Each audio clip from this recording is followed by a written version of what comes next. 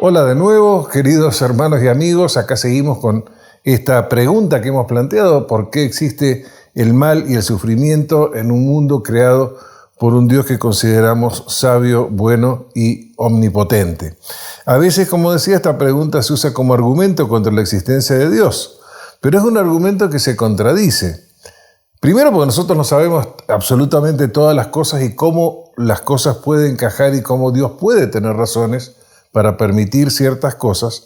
Pero además, si yo digo que algo está objetivamente mal, que hay algo malo, significa que hay una norma sobre el bien y el mal. Y si existe una norma sobre el bien y el mal, tiene que haber alguien superior a nosotros que establezca esa norma. El hecho de que todos los seres humanos tengan una fuerte noción de que hay cosas que están bien y cosas que están mal, es un fuerte argumento acerca de la existencia de Dios, a favor de la existencia de Dios. Y de hecho, el tema del bien y el mal es un tema central en toda la Escritura. De todas maneras, hoy en día, a diferencia de los cristianos en otros tiempos que aceptaban las cosas y se conformaban con lo que tenían y agradecían lo que tenían ante todo sin quejarse tanto por lo que no tenían o lo que les pasaba, actualmente, por un lado, estamos demasiado centrados en esta tierra, es decir, no estamos pensando en lo que hay más allá, en lo que nos espera, en lo que sería la esperanza cristiana, en que quizá pretendemos, por lo menos desde hace algunos siglos el ser humano pretende hacer de la razón, del pensamiento, el criterio definitivo, cuando hay muchas cosas que nosotros no sabemos y que inclusive no entendemos, y hasta que cada vez, a través del progreso de la ciencia, tenemos más comodidades y también menos tolerancia al sufrimiento. Entonces eso ha cambiado nuestra actitud con respecto al problema y quizá lo expresó muy claramente C.S. Lewis cuando escribió lo siguiente. Dice Lewis: el hombre antiguo se acercaba a Dios como el acusado se acerca a su juez. Para el hombre moderno los papeles están invertidos. Él es el juez. Dios está en el banquillo. Es un juez muy benevolente. Si Dios tiene una defensa razonable, está dispuesto a escucharla. Pero lo importante es que el hombre está en el estrado y Dios está en el banquillo. Sin poner a Dios en el banquillo, los creyentes se han cuestionado a lo largo de los años seriamente el problema de la existencia del mal. Es decir, todas las preguntas que los que no creen en Dios pueden hacerse, los cristianos se las han hecho, y antes inclusive de que fueran cristianos, es decir, ya en la época del Antiguo Testamento. Basta leer en los Salmos y en los profetas los cuestionamientos que se hacen, ¿no es cierto?, dirigidos a Dios, todo con mucha reverencia, ¿no es cierto?, y devoción, pero se hacen cuestionamientos. E inclusive en el libro de Job, un libro de los más antiguos de la Biblia, donde muchas veces se habla de la paciencia de Job. Pero la lección más importante del libro de Job es que Dios tiene razones o puede tener razones para permitir el sufrimiento que no siempre son evidentes para nosotros y que no siempre siquiera estamos en condiciones de entender. Justamente un cuestionamiento también que a veces se hace es si Dios creó el mal.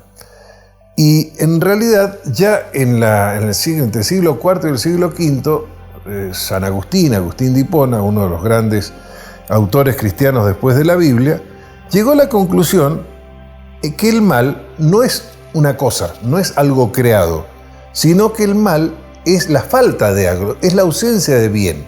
Así como la oscuridad es la ausencia de luz, o el frío es la ausencia de calor, o el vacío es la ausencia de materia, el mal no existe por sí mismo, es la ausencia de bien. El bien puede existir solo, pero el mal no puede existir en ausencia de algo bueno. Por ejemplo, mi brazo puede existir sin que le pase nada. Si tiene una herida, eso es malo, la herida, pero la herida no puede existir sin brazo, el brazo puede existir sin herida. De eso se dio cuenta San Agustín. Vamos a seguir en la próxima semana con algunos otros aspectos que nosotros podemos pensar acerca de por qué existe el mal y el sufrimiento, y vamos a continuar también con 10 cosas que nos dice la Biblia, 10, 2 veces 5, que dice la Biblia acerca del mal y el sufrimiento, de su razón y su importancia para nuestra vida acá y para también la eternidad. Así que, si les interesa, seguimos la próxima semana. Que Dios les bendiga y hasta entonces. bienvenidos. Estamos muy contentos de estar juntos otra vez en este encuentro de la Iglesia de los Libres.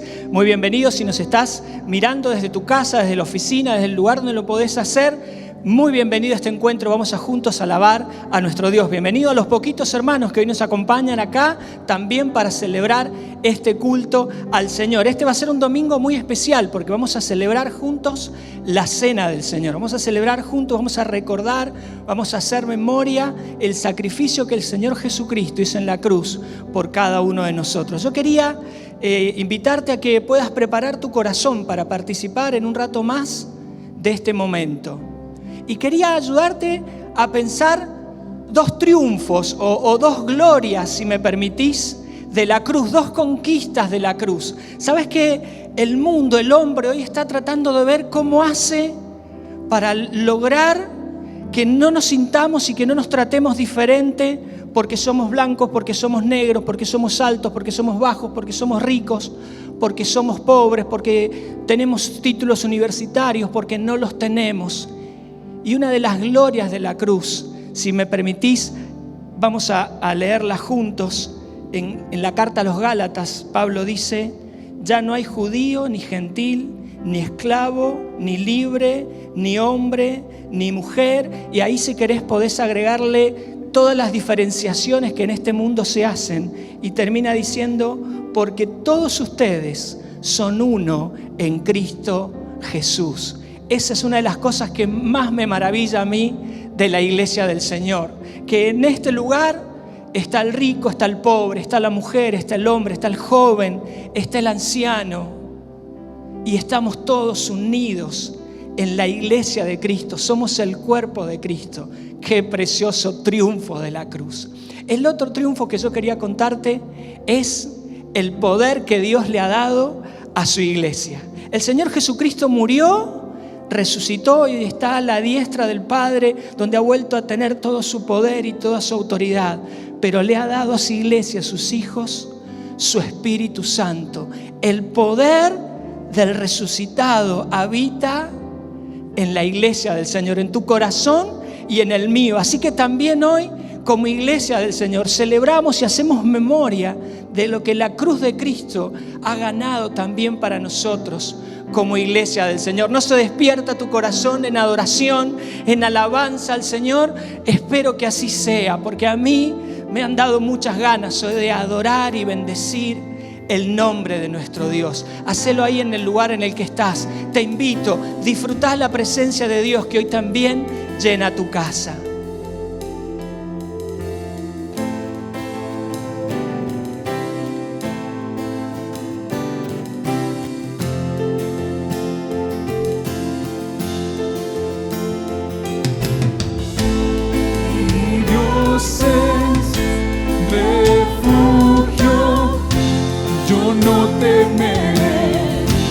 Yo no temeré, mi Dios.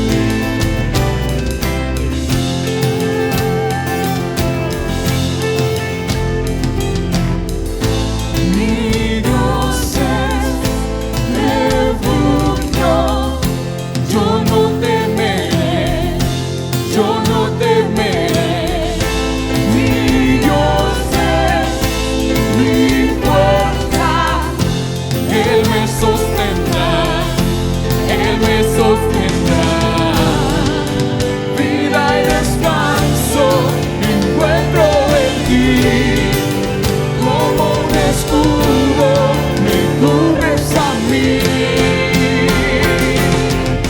Eres mi confianza eterna, esperanza tú me das en medio de tormenta. Mi respuesta solo eres tú, eres tú.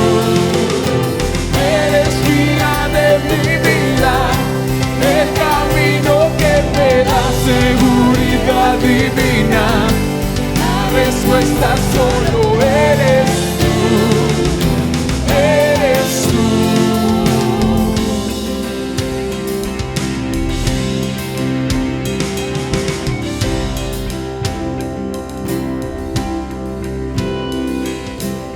Eres mi confianza eterna, esperanza tú me das. En medio de tormentas, mi respuesta solo eres tú, eres tú. Eres guía de mi vida, el camino que me da seguridad divina. La respuesta solo eres tú, eres tú.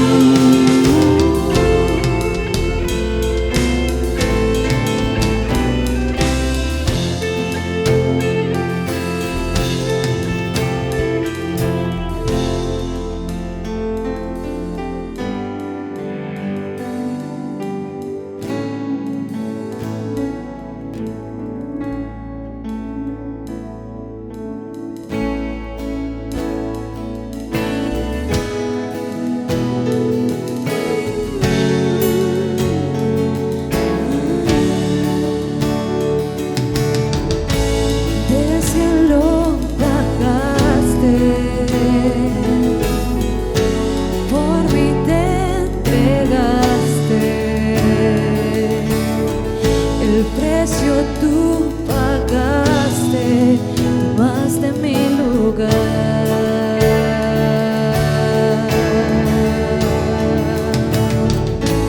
Mi dolor quitaste, mi enfermedad sanaste, mi culpa tú borraste al morir en esa cruz.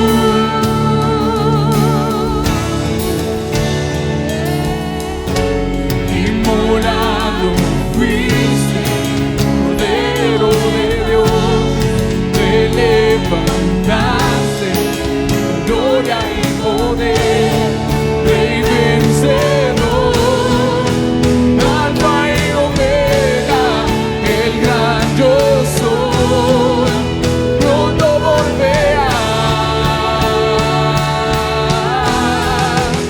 Exaltado estás, coronado estás, digno de toda la gloria, digno de toda la honra. Exaltado estás,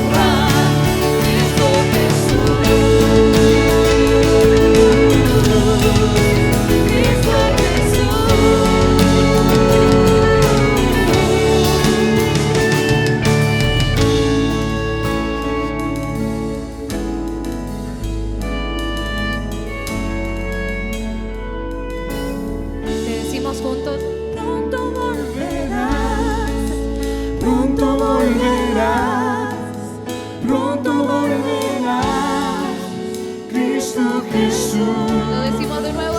Pronto volverás, pronto volverás, pronto volverás. Te clamamos, Señor. Oh Jesús, Te clamamos. pronto volverás, pronto volverás, Cristo Jesús. Estás coronado, estás digno de toda la gloria, digno de toda la honra. Exaltado estás, coronado estás, digno de toda la gloria, digno de toda la honra. Cristo Jesús, Cristo Jesús.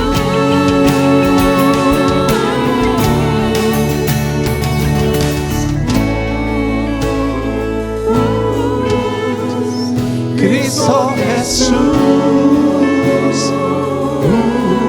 Démosle un aplauso al que vive por los siglos, al Rey eterno, nuestro Señor Jesús.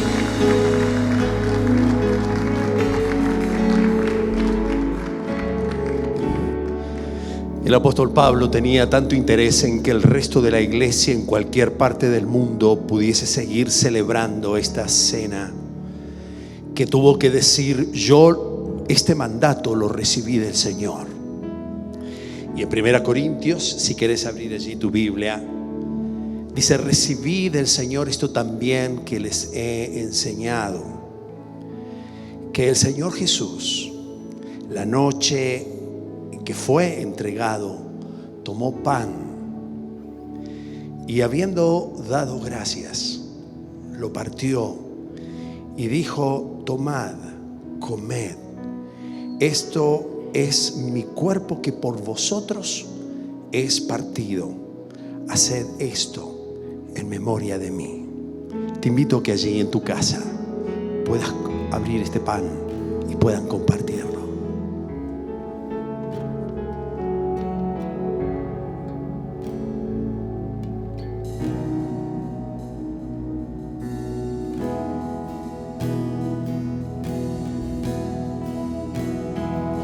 Siguió diciendo el Señor Jesús, tomando la copa después de haber cenado: esta copa es el nuevo pacto en mi sangre. Hagan esto todas las veces que la bebiereis en memoria de mí. Así pues, todas las veces que coman este pan o beban de esta copa, la muerte del Señor anunciáis hasta que Él venga. Tomamos juntos en nuestras casas la copa de bendición.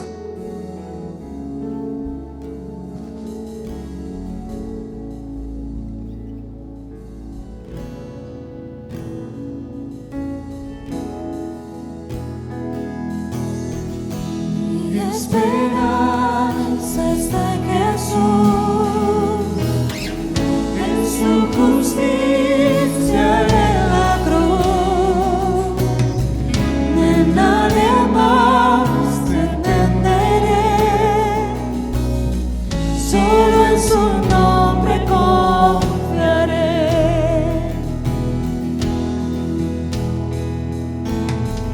Aunque no pueda ver su faz, sé que su gracia es siempre igual. A la tormenta venceré, mi ancla firme está en Él, mi ancla firme está en Él. En Jesús Fuerte soy, solo Él, mi roca es, sobre la tempestad Él es Rey.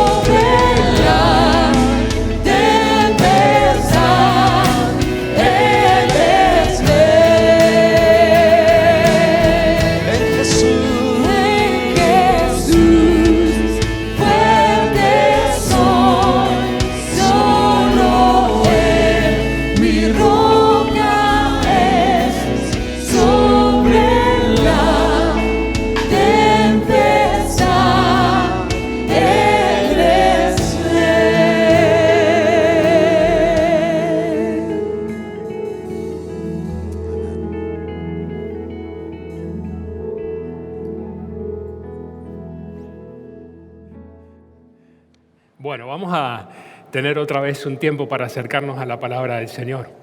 Saben que en estas semanas he estado pensando, y seguramente ustedes han escuchado muchas noticias acerca de la vacuna, ¿no? Y estamos todos esperando que por fin termine el asunto de la vacuna. ¿Cuándo va a estar la vacuna? Y estuve viendo que hay como 200 grupos en el mundo trabajando en el asunto de la vacuna. Por supuesto que hay algunos que están un poco más adelantados que eso, por lo que leí hay como 18 que están muy cerca del asunto, y en particular hay 3 que ya están empezando con las fases que se llaman, las fases de prueba de esa vacuna. Es decir, que para que la vacuna pueda ser aprobada por el Ministerio de Salud o la Organización Mundial de la Salud, necesita pasar por un conjunto de fases. Hay una fase previa, después le llaman fase 1, 2, 3. Entonces van haciendo ensayos y evalúan si tiene efectos colaterales indeseados o si tiene algún otro problema, si realmente produce alguna diferencia, etc. Van haciendo todos estos ensayos. Así que hay distintas vacunas que se están avanzando ahora con eso. Y mientras pensaba en esto, yo me acordé de un pasaje que es uno de mis favoritos. Yo creo que ya lo he compartido más de una vez. Está en Proverbios capítulo 3. Y ahí nos habla acerca de una vacuna especial, una medicina especial. Dice que es la mejor medicina para fortalecer el cuerpo. Proverbios capítulo 3, versículo 5, dice así: confía en el Señor de todo corazón y no en tu propia inteligencia. Reconócelo en todos tus caminos y Él allanará tus sendas. No seas sabio en tu propia opinión, más bien teme al Señor y huye del mal. Esto infundirá salud a tu cuerpo y fortalecerá tu ser. Honra al Señor con tus riquezas y con los primeros frutos de tus cosechas. Así tus graneros se llenarán a reventar y tus bodegas rebosarán de vino nuevo. Hijo mío, no desprecies la disciplina del Señor ni te ofrendas por sus reprensiones, porque el Señor disciplina a los que ama, como corrige un padre a su hijo querido. Bueno, esperamos que pronto podamos tener las vacunas, ¿no es cierto?, para que nos salven del coronavirus.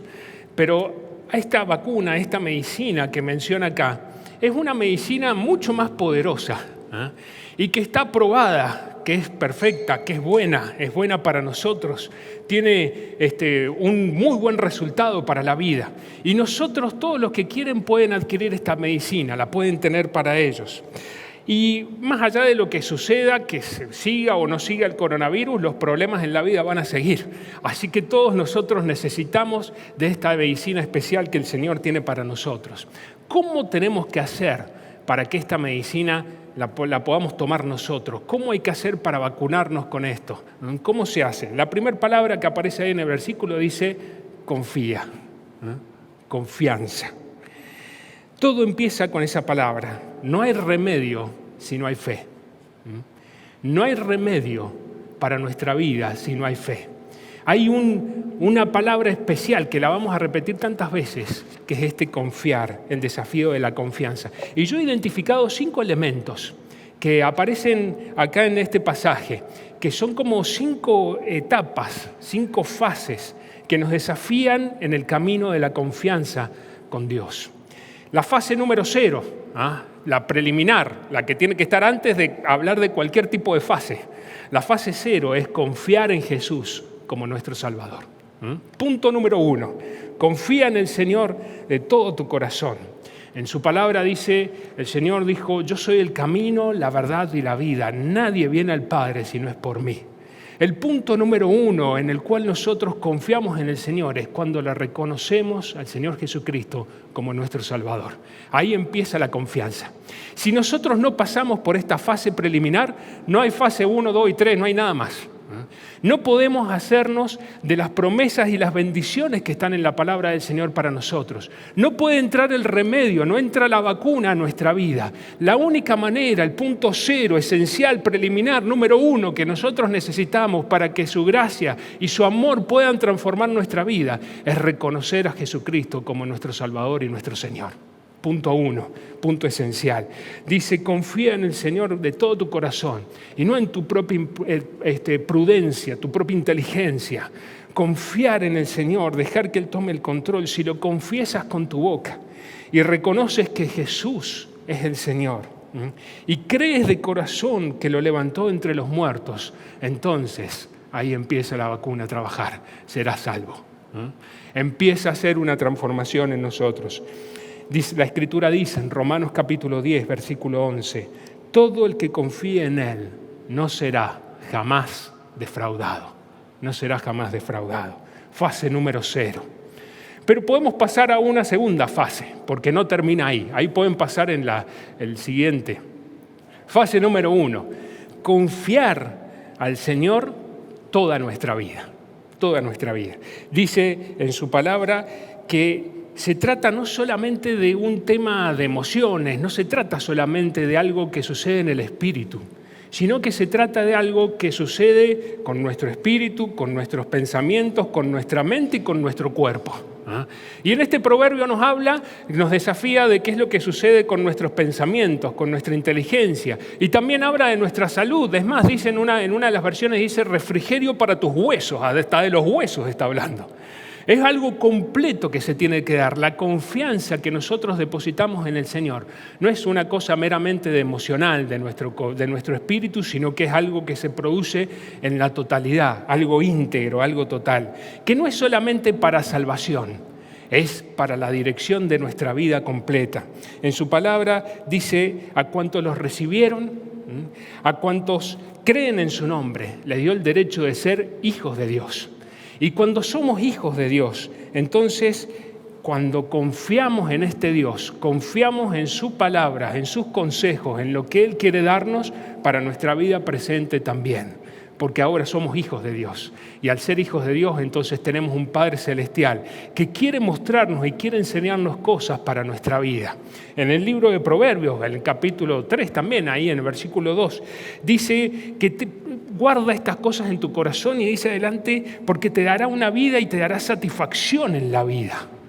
Es tener una vida que sea plena, que nos sintamos satisfechos con esa vida. Y eso es lo que el Señor nos está llamando, a algo de un desafío completo. Y para eso necesitamos confiar plenamente en Él. Es algo que involucra todo nuestro ser.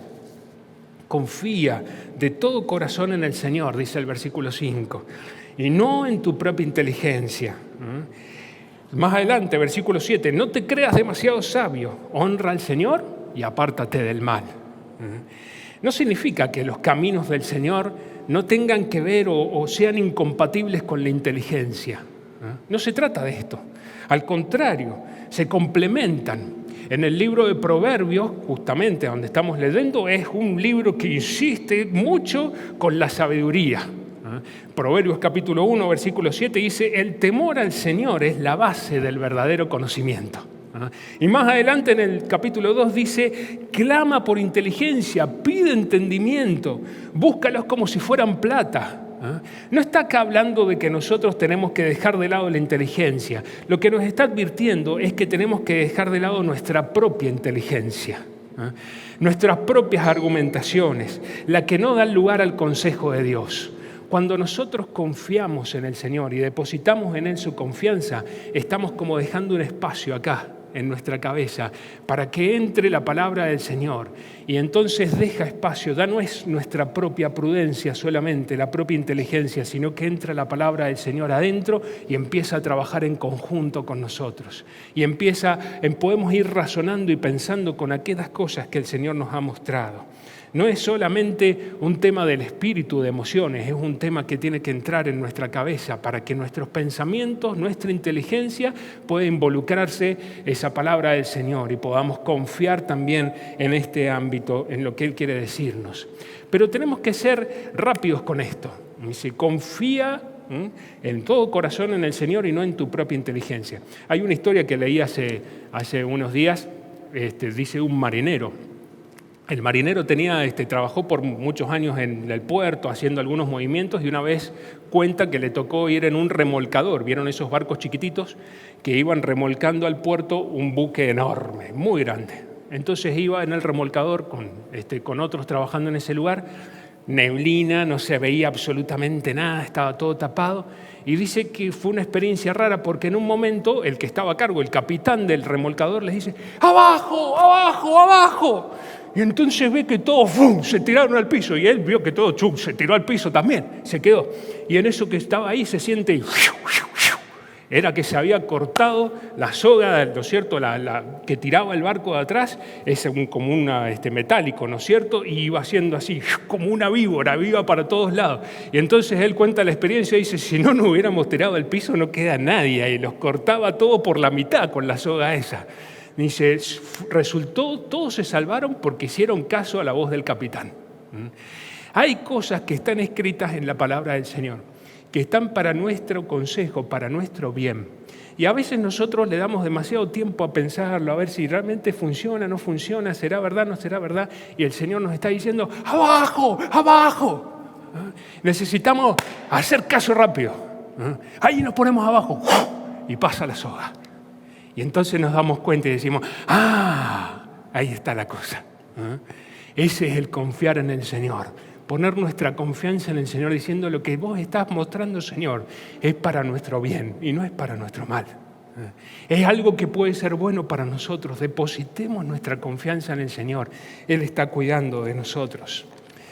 Vamos a ir a una segunda fase. Esa es la fase en la cual nosotros depositamos todo nuestro ser, pero pasamos a la fase 2. Cuando nosotros confiamos en el Señor todos nuestros caminos, todas nuestras tareas. Dice en el versículo 6, reconócelo en todos tus caminos y Él enderezará tus veredas. Ten presente al Señor en todo lo que hagas y Él te llevará por el camino recto. Hace un tiempo atrás me topé con esta lectura, otro de mis favoritos, la parábola del Señor Jesús de los 2 cimientos, en Lucas capítulo 6, versículo 46 hasta el 49. Dice que el Señor Jesús les dijo a sus discípulos, ¿por qué siguen llamándome Señor, Señor, cuando no hacen lo que les digo? Lo primero que les dijo. Les mostraré cómo es cuando una persona viene a mí, escucha mi enseñanza y después la sigue. Es como una persona que para construir una casa, cava hondo, echa los cimientos sobre la roca sólida. Cuando suben las aguas de la inundación y golpean contra la casa, esta quedará intacta porque está bien construida. Pero el que oye y no obedece es como una persona que construye su casa sin cimientos. Cuando las aguas de la inundación azoten la casa, se derrumbará como un montón de escombros. Encontré algo muy interesante mientras investigaba sobre este asunto y resulta que en la región de Israel y de Palestina los aldeanos construyen en verano, porque en invierno se pone feo, no está bueno construir en invierno. Entonces todos los de esa zona construyen, si van a construir, construyen en verano. En invierno vienen las lluvias, se pone más frío, es más incómodo, así que construyen en verano. Y en verano la tierra de ese lugar es como una arcilla. Es arcilloso, bien arcilloso, pero con el sol y el calor se pone duro como piedra. Hay un pasaje en Levítico que dice que la tierra se veía como el bronce, ¿no? Como si fuera bronce, de lo duro que es. Entonces el problema que tiene en verano, que es el que no es muy prudente, como contaba el Señor Jesús, se fija en la tierra y empieza a decir, esto está buenísimo. Y empieza a construir sobre esa tierra que es como bronce, que parece firme, bien dura. En esa época no se construía con cemento, ¿no es cierto?, sino que se hacía con el mortero era de barro, ¿no es cierto?, que se buscaban las piedras, iban acomodando las piedras y se pegaban con ese barro, ¿no es cierto?, y se iba armando la casa. Si el cimiento no era firme, había un problema serio. No habían vigas, no había toda una estructura que sostenga todo, ¿no es cierto?, sino que cuando venía el asunto que se mueva el cimiento era un problema serio. Esa arcilla que parecía como bronce, cuando si tocaba un invierno que llueve mucho, empezaba a llover, a llover, a llover y empezaba a ir el agua por las calles, ¿no? Empieza a pasar por la calle. Y dice que lo que pasa en esa zona es que ese que se ve como bronce se empieza a transformar en algo como cremoso, que parece, dice, como un pudín de chocolate. Se empieza a hacer así como todo, se desarma. Imagínense lo que pasa cuando se construye una casa sobre eso. En verano está bárbaro, pero cuando empieza la lluvia, entonces se empieza a desarmarlo de abajo. Si se desarma lo que está abajo, las piedras que están pegadas en ese lugar se empiezan a mover para todos lados, ¿no es cierto? Empiezan a patinar. Y cuando empieza a patinar, rápidamente se salen de su lugar, se abre el hueco, se empieza a abrir los huecos de las paredes, se cae todo. Y eso es lo que explicaba el Señor Jesús. Y los que sabían de este asunto de las lluvias de invierno, sabían muy bien que la única forma de construir con barro también y las piedras era asegurarse que el cimiento donde estaban poniendo las paredes sea roca. Cosa que cuando llueva y cuando se inunde, eso queda firme, no se mueve para ningún lado. Y si no se mueve para ningún lado, entonces las paredes van a quedar firmes, el techo va a quedar firme y no se va a venir abajo la cosa. El constructor que era prudente sabía que tenía que buscar esa roca. Si estaban en el valle había que cavar, si estaban en la colina estaba más cerca de la roca, pero tenían que buscar la roca para poner la cosa. El Señor lo que nos está preguntando es, ¿cuál es tu cimiento? ¿Dónde está puesta la seguridad de tu vida? ¿En qué cosas estás construyendo, estás apilando piedras y ladrillos? ¿Dónde está el cimiento? En Isaías capítulo 28 hay un pasaje muy interesante. Ustedes dicen, hemos hecho un pacto con la muerte, hemos hecho una alianza con el sepulcro. Isaías 28, versículo 15. Cuando venga una calamidad abrumadora no nos podrá alcanzar, porque hemos hecho de la mentira nuestro refugio, del engaño nuestro escondite. Por eso dice el Señor Omnipotente, yo pongo en Sión una piedra probada, piedra angular y preciosa para un cimiento firme. El que confíe no andará desorientado. Pondré como nivel la justicia y la rectitud como plomada. El granizo arrasará con el refugio de la mentira. Y las aguas inundarán el escondite. Se anulará el pacto que hicieron con la muerte. Quedará sin efecto su alianza con el sepulcro. Cuando venga la calamidad abrumadora, a ustedes los aplastará. ¿A quiénes aplastará? A los que dijeron, no, si nosotros estamos bien, no sabés, van todo bien, los negocios van bien, las cosas van bien, he hecho las cosas, no he hecho todo bien, he hecho todo prolijito. Cimientos que parecen como si fueran bronce, pero cuando viene la lluvia, viene el agua, se derriten como chocolate. No son lo suficientemente firmes. El fundamento, la roca firme, es la persona y las palabras de Jesús. Escuchar y hacer esas palabras es la manera de edificar sobre la roca, sobre cimiento firme. Confía, reconócelo en todos tus caminos, porque eso nos conviene, nos recontra conviene. Cualquier otro fundamento es como suelo arcilloso. Incluso nuestros propios pensamientos, dice su palabra, nuestras propias capacidad, nuestras propias razonamientos, todas son cosas falibles. No hay un cimiento seguro como el Señor. Por otro lado, la fe en Jesús no es una cosa que nos provea una protección mágica de la cual entonces si yo creo en el Señor Jesús no me va a pasar ninguna cosa mala. La historia dice que la tormenta cayó igual. Los problemas llegan y llegan igual. La diferencia está en cómo hemos construido y cómo vamos a pasar en medio de la tormenta. Porque las tormentas vienen y van a venir. Pero además de eso, hay una tercera cosa que yo descubrí que me encantó y es que Dios es el mejor arquitecto y constructor. Dice en Hebreos capítulo 11, 12, dice, Él es arquitecto y constructor. Él es el que puede hacer de nuestra casa una cosa maravillosa. Del desastre que nosotros a veces hacemos, ¿no? Y que vamos construyendo y nos queda medio feo, tenemos un arquitecto y un constructor que puede hacer algo más fantástico. Él puede transformar lo vergonzoso en gloria. Él puede transformar lo que está destruido. El lamento en danza, dice su palabra. Algo que es triste en alegría. Él puede transformar la casa que es ceniza, que es dolor, en algo que sea belleza y que sea alegre. Y si nosotros dejamos que el arquitecto y constructor tome el control de nuestra vida y empiece a construir, ¡wow! Nuestra casa se va a transformar en una casa tan linda. Va a tener una vista inigualable, porque construimos sobre un cimiento firme, sobre el Señor, que tiene algo especial para nosotros y para hacer en nuestra vida. Pero vamos a pasar a la fase número 3. Y la fase número 3 dice ahí, honra al Señor, versículo 9, honra al Señor con tus riquezas y con los primeros frutos de tus cosechas.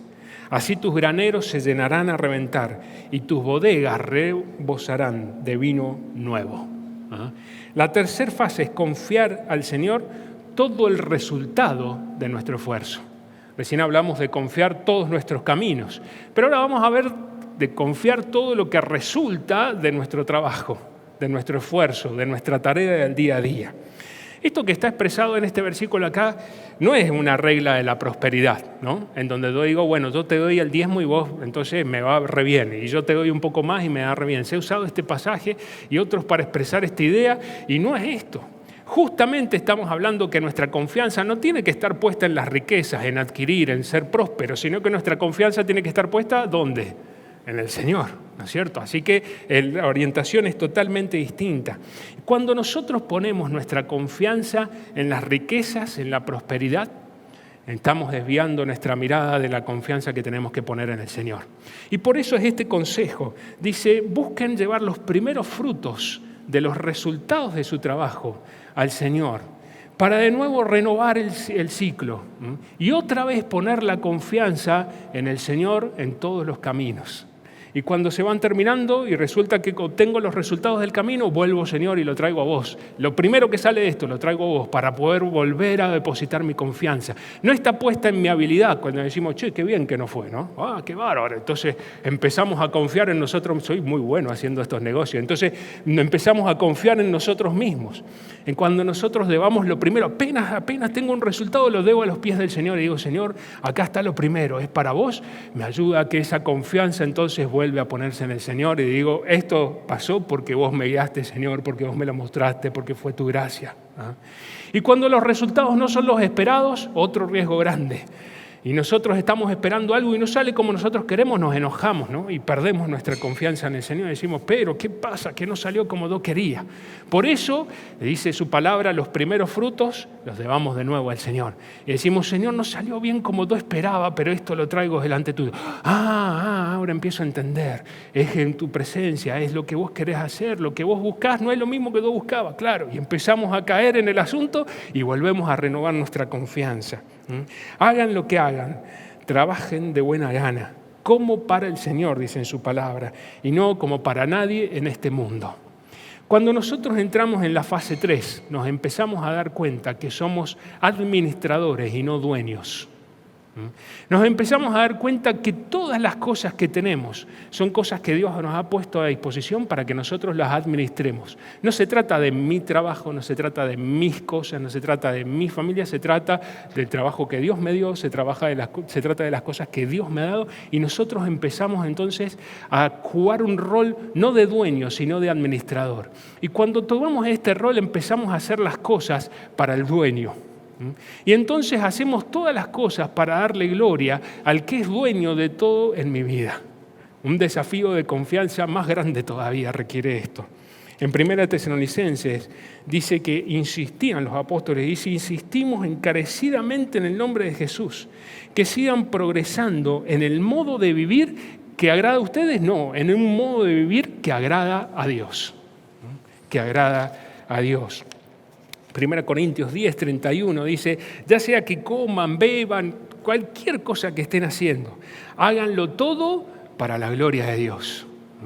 Todas las cosas en la vida, todos los desafíos que nos van tocando, los podemos hacer con una mirada personal, donde yo digo, ¿cómo puedo hacer esto? ¿Cómo va a venir el beneficio? ¿Cómo voy a hacer? ¿Cuánto voy a ganar? O puedo hacerlo pensando, estas son las cosas que el Señor me dio y lo voy a hacer para su gloria. A pesar de que no tenga buenos resultados o no me digan bien o no me alaben o sí me alaben, como sea, podemos hacer las cosas para su gloria. Es el desafío de confiar en Él. Pero yo encontré también una cuarta cosa que quería compartir con ustedes y es confiar en el Señor en toda situación. Es un versículo que a veces nos cuesta, es un versículo difícil, dice ahí en el versículo 11 y 12, Hijo mío, no desprecies la disciplina del Señor, ni te ofendas por sus reprensiones, porque el Señor disciplina a los que ama, como corrige un padre a su hijo querido. Son de estos versículos que yo lo hubiera sacado, ¿no es cierto? Entonces hubiera llegado con el mensaje de hoy hasta el 10 y listo, no tenía que hablar. Pero este versículo que está acá me parece que es un versículo que tiene mucho que ver con esta relación de confianza que nosotros tenemos con nuestro Padre Celestial. Cuando nosotros estamos hablando de disciplina nos hacemos la idea de castigo, ¿no es cierto? Estamos pensando en eso. Pero la disciplina en realidad es un proceso bastante más largo, ¿no? Tiene que ver todo lo que tiene que ver con la educación, ¿no? La instrucción, la advertencia, el ánimo, el consejo, la corrección, ¿no? Todas esas cosas forman parte de la disciplina. Yo me acordé de una historia cuando yo era chico, muy pibe, de haber tenido, no sé, 6, 8 años, no me acuerdo. Y a mí me gustaba sentarme en las ruedas de mi papá para manejar el auto, ¿no? Es decir, yo agarraba el volante, mi papá hacía el resto. Por supuesto que eso no lo hacíamos por todos lados, sino únicamente cuando llegábamos a casa. Entonces a mí me gustaba, yo le insistía, me subía al auto. Entonces, papi, entonces yo me subía a las ruedas de él y hacía el estacionamiento del auto. Entonces yo era el encargado de estacionar el auto. Había como una subidita, porque había un desnivel, ¿no es cierto?, donde se estacionaba el auto, con 2 huellas de cemento por donde se subía el auto. Y al lado de la huella de cemento, de una de las huellas, había una acequia, que era el desagüe pluvial de la casa. Una acequia importante, ¿no es cierto?, así, que iba por al lado. Entonces, bueno, yo cuando llegaba a casa decía, papá, entonces me subía a su rueda, papá se encargaba de poner la marcha, todo el asunto, y yo dirigía el auto por la subidita hasta que quedaba estacionado. Bueno, eso pasaba generalmente, no era todos los días, sino cuando volvíamos juntos. Generalmente cuando volvíamos de la reunión los domingos, entonces yo estacionaba el auto. Ustedes no me van a creer, pero lo que pasaba es que cuando yo me había portado medio flojo, o no había querido ir a la escuela dominical, o había estado, ¿no es cierto?, un poco desobediente, ¿saben lo que pasaba? Cuando tenía que estacionar el auto, ¡pum!, se metía a la acequia. Entonces mi papá me decía, ¿qué pasó? ¿No? ¿Cómo anduviste hoy? Y me bajaba, ¿no es cierto? Y cuando había tenido bien las cosas, había hecho bien las cosas, entraba el auto por el jito arriba. Yo no sé si era providencia divina, ¿no?, si era alguna cosa, ¿no es cierto?, que hacía mi papá que yo nunca vi, porque yo miraba, digo, nunca vi que él hiciera algo ahí. O era que yo tenía un pulso pésimo, no sé, siempre me lo mandaba a la acequia, o la conciencia de pecado hacía que se desviara mi mano, no sé qué era lo que pasaba, pero la cosa resultaba así. Bueno, no podemos nosotros saber qué es lo que pasaba, pero lo cierto es que yo aprendí muy bien la lección. Y me acuerdo hasta el día de hoy de ese asunto, la aprendí muy bien. Nuestro Padre Dios no es un Dios enojado, que nos quiere castigar para sacarse la bronca de las cosas que nosotros hicimos mal.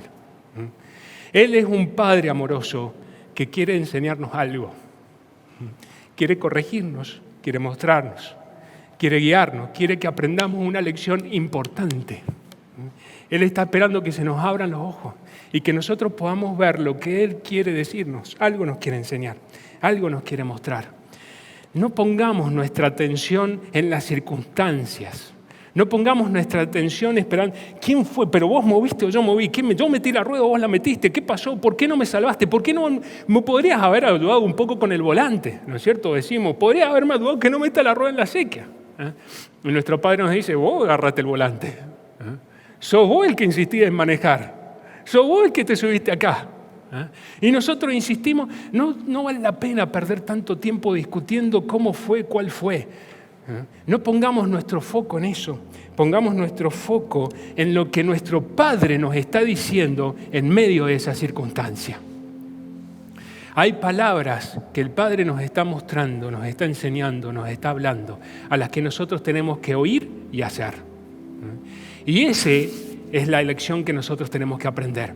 A veces las circunstancias no tienen que ver específicamente. Nosotros perdemos mucho tiempo a veces. ¿Qué habrá querido decir en la circunstancia cuando lo que tenemos que hacer es, Señor, ¿qué es lo que me has estado diciendo últimamente? ¿Cuáles son los pasajes que me has hablado? ¿Qué cosas son? Y he hecho estas cosas que vos me has enseñado últimamente. Dejemos al Señor, confiemos en Él. Él quiere corregirnos. Y las cosas que nos ha mostrado, aquellas cosas que nosotros nos ha enseñado y que a veces incomodan un poquito, ¿no? Y decimos, bueno, esto lo dejamos para después y lo dejamos de lado. Esas cosas son las cosas en las que el Señor quiere ir trabajando y quiere corregir en nosotros. No todo lo que nos pasa es un castigo del cielo, ¿no? Eso no es así. Al Señor una vez le plantearon el asunto con un chico que estaba ahí, que era ciego. Y entonces le dicen, ¿de quién es la culpa? ¿De los pecados de él, los pecados de los padres? Y entonces el Señor Jesús le contestó, ni lo uno ni lo otro. No se trata de esto. Pero rápidamente les dijo, no es de esto ni de esto, no es el por qué, sino es el para. Y les dijo, esto es para que se manifieste la gloria de Dios. No pongamos nuestro foco en la causa, pongamos nuestro foco en el propósito. Enfoquemos el propósito que Dios tiene en nuestra vida. El conjunto de prioridades de nuestro Padre Celestial es diferente a las prioridades que nosotros tenemos. Nosotros priorizamos la salud. Para Él también es importante la salud, pero es más importante nuestra fe. Nosotros le damos una gran prioridad a nuestro bienestar, a tener los recursos necesarios. Para Él también es importante, pero es más importante el desarrollo de nuestro carácter. Sus prioridades, sus cosas, como un padre que ama a su hijo, está pensando en un conjunto de cosas que tienen que desarrollarse. Para mí era tan importante poder manejar y para Él era importante enseñarme otra lección. Él quiere enseñarnos lecciones que son fundamentales para nuestra vida, que las tenemos que entender. Aun cuando no entendemos, en medio de las circunstancias que no terminamos de comprender la situación. Ese es el desafío de la fase 4 de nuestra confianza. Confiar, aun cuando las situaciones que vivimos no nos gustan demasiado. Confiemos que Dios tiene el control de todo. No va a dejar que estrellemos el auto. Él tiene el control. Pero sí nos quiere enseñar, nos quiere mostrar, nos quiere guiar por las cosas que Él quiere hacer. La santificación no es mi idea de lo que quiero que Dios haga por mí.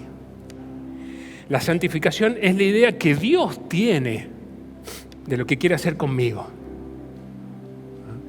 El proceso de mi vida como cristiano no lo defino yo, que ahora me gustaría cambiar esto y esto y esto. El que define cuáles son las lecciones que tengo que ir tomando en mi vida y cuáles son los ajustes que tengo que ir haciendo es nuestro Padre Celestial. Confiemos en Él, confiemos en Él. Por eso dice en Romanos 8, versículo 18, considero que en nada se comparan los sufrimientos actuales con la gloria que habrá de revelarse en nosotros. ¿Y cómo va a revelarse esta gloria en nosotros? Con un Padre amoroso que nos va mostrando, nos va marcando, nos va enseñando. Y ahí empieza a revelarse. Y entonces ahora decimos, pero mirá vos, los sufrimientos actuales no son nada comparados con las cosas preciosas que el Señor quiere hacer en nuestra vida. Nada que ver. 2 Corintios dice, nuestras dificultades actuales son pequeñas y no durarán mucho tiempo. Sin embargo, nos producen una gloria que durará para siempre y que es de mucho más peso que las dificultades. Así que no miramos las dificultades que ahora vemos. En cambio, fijamos nuestra vista en cosas que no pueden verse. Pues las cosas que ahora vemos, que ahora podemos ver, pronto se habrán ido.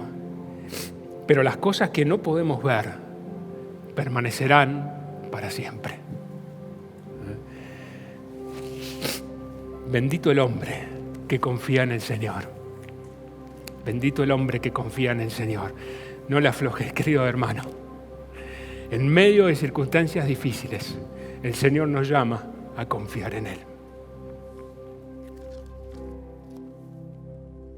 Si en este momento estás atravesando de esas pruebas que quizás no entendés qué está pasando, quizás ha venido una tormenta muy fuerte sobre tu corazón, sobre tus circunstancias, te invitamos a que deposites tu confianza sobre aquel que te ama. Nunca pongas en duda el amor de Dios. Él obra a bien en este proceso extraordinario de transformación de lo que Él quiere para tu corazón y para tu vida. Pero permíteme que ore, porque a veces cuando llega la lluvia, el viento, la tormenta, se nos nubla la manera de pensar. Y hoy nos vamos a poner de acuerdo juntos, porque hay muchas personas que en este tiempo están atravesando tiempos difíciles. En México, más de 200 pastores han muerto por el COVID. Hay 200 iglesias que han quedado sin sus padres espirituales. En Bolivia, 180. En Brasil, 250. Esas iglesias hoy quizás están siendo sembrados en el pánico y en el terror. Y quizás vos digas, bueno, pero ellos están lejos.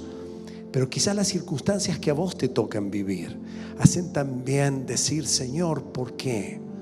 Hoy miramos el resultado, el para qué, la gloria de Dios. Oramos. Señor, venimos en esta hora a depositar nuestra confianza en tu persona. Creemos que estás trabajando aún en medio de los tiempos difíciles en una operación extraordinaria para quitar todo aquello que no se asemeja a Jesús.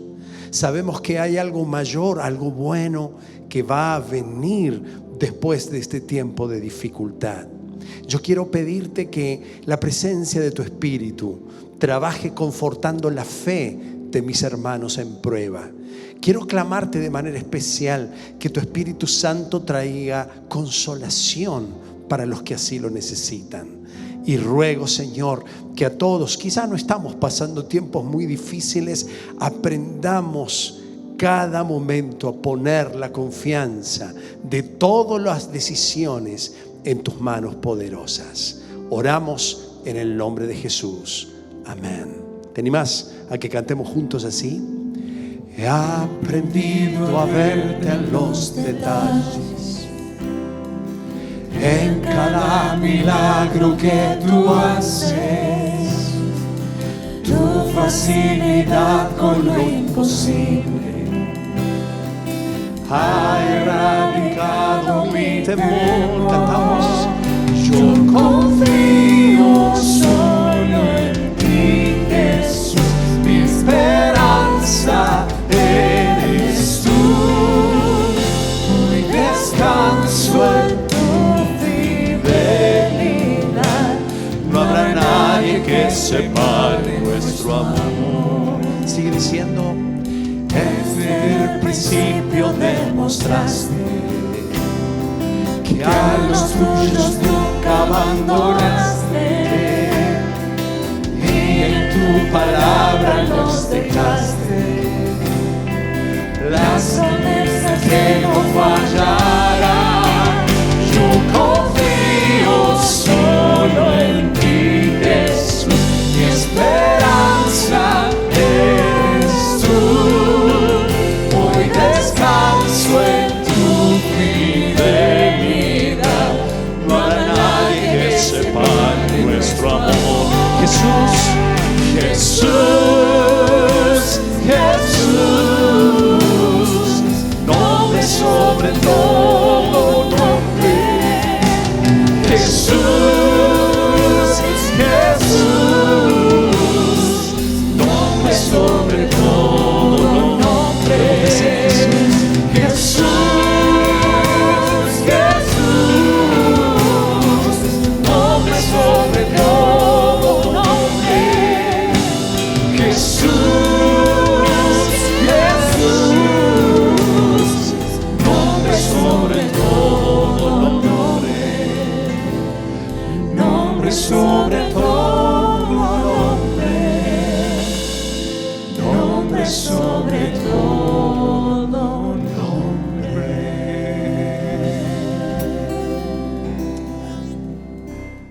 Hola Andy, ¿cómo estás? Oscar, ¿cómo estás? Bien, contento. Qué linda reunión, ¿no? Hermoso encuentro, contento, complacido de ver lo hermoso que salen los encuentros. Sí. Y quería ser muy agradecido, de verdad, con todas las personas que trabajan detrás de la cámara, ¿no? Sí. Al llegar me di cuenta que hay algunas personas en la cámara, en el sonido, en la iluminación, algunos hermanos que nos estaban esperando para recibirnos con mucho cariño, Así músicos, cantantes, muchas gracias. Así es. A todos los que participan. Si yo Vamos a dar un fuerte aplauso, ¿no? Vamos a dar un aplauso. Tenés razón, vamos a agradecer a tantas personas que lo vienen haciendo con excelencia, con constancia. Y una de las cosas que quería preguntarte, consultarte, es si yo quisiera colaborar si quisiera sumarme al esfuerzo, ayudar, porque me imagino que esto desgasta, cansa siempre trabajar y participar para el armado, el tiempo, me di cuenta que también han llegado bastante más temprano de lo que yo llegué. ¿Cómo tengo que hacer? ¿Cómo puedo hacer para participar? Bueno, quiero contarte primero que los encuentros que estamos filmando en este momento los días sábados están funcionando como un encuentro casi igual que los que tenemos los domingos, con menos personas, pero que requiere todo el trabajo y toda la coordinación y el servicio de muchas personas. Entonces, si vos, cuando comenzaste este año, te anotaste, te inscribiste a servir en alguno de estos ministerios, quizás sonido, multimedia, grabación, músicos, cantantes, estos ministerios están funcionando y a full, con mucho esfuerzo y con mucho sacrificio para que cada fin de semana podamos tener un encuentro así de lindo como están siendo. Entonces quiero desafiarte a que si vos te habías anotado, llama a tu líder, comunicate, llama a la iglesia y decir cómo puedo sumarme, cómo puedo seguir trabajando, porque realmente es necesario, hace falta. Y si no te habías inscrito, no te habías anotado para servir y querés hacerlo, también comunicate. Mira, creo que se me da la parte técnica, sé enrollar cables, algo creo que puedo afinar cuando canto, llama que seguramente va a haber un lugar para vos, para que puedas sumarte al servicio de los encuentros. Qué bueno, qué bueno, qué bueno. Están todos convocados, invitados, sobre todo aquellos que ya se habían anotado en los ministerios. Arrancamos con todo ya hace rato. Una última pregunta que me gustaría hacerte. Yo vivo en Mendoza, me estoy conectando con la iglesia, quiero conocer un poco más de la filosofía de la iglesia, cómo trabaja, a qué áreas abarca, cómo puedo hacer para conectarme con la iglesia, conocer, hay algún tipo de encuentro dentro de las restricciones y los cuidados que hay que tener que pueda hacer para informarme un poquito más de la iglesia, de quiénes la dirigen, de cómo es su trabajo con los niños, con los jóvenes, por ejemplo. Quiero contarte que tenemos un encuentro llamado Café con el Pastor, que es literalmente un café con el pastor. Solo que no se puede compartir mate y tampoco se puede compartir la taza, pero es el sábado 12 de septiembre a las 16 horas tendremos el encuentro Café con el Pastor, en el que hablamos de cómo funciona esta iglesia, por qué hacemos lo que hacemos, qué ministerios tenemos, cuál es la teología, cuál es la mirada que tenemos acerca de Dios, de la iglesia, de Jesús y principalmente cómo funciona esta familia. Así que si querés ser parte de esta familia, querés conocer más acerca de la Iglesia de los Libres, te invitamos a que te metas a la web de la Iglesia de los Libres, iglesiadeloslibres.com.ar, y podés inscribirte para Café con el Pastor, sábado 12 de septiembre a las 16 horas. Qué bueno. ¿Cuánto dura más o menos para saber? 3 horas, 2 horas y media. 2 horas y media. Qué bueno, me alegro mucho. Qué lindo poder trabajar y participar de esta manera. Quería agradecerte tu participación, quería agradecerte que hayas estado en este encuentro, ha sido un encuentro precioso, nos llevamos una palabra para seguir trabajando en nuestro corazón. Quédate y participa en un ratito nada más del Noti IPN para los chicos. Estamos todos invitados a participar también con ellos como familia. Que el Señor te bendiga. Nos encontramos la próxima semana. Nos vemos, Andy. Amén. Nos vemos. En Jesús fuerte soy.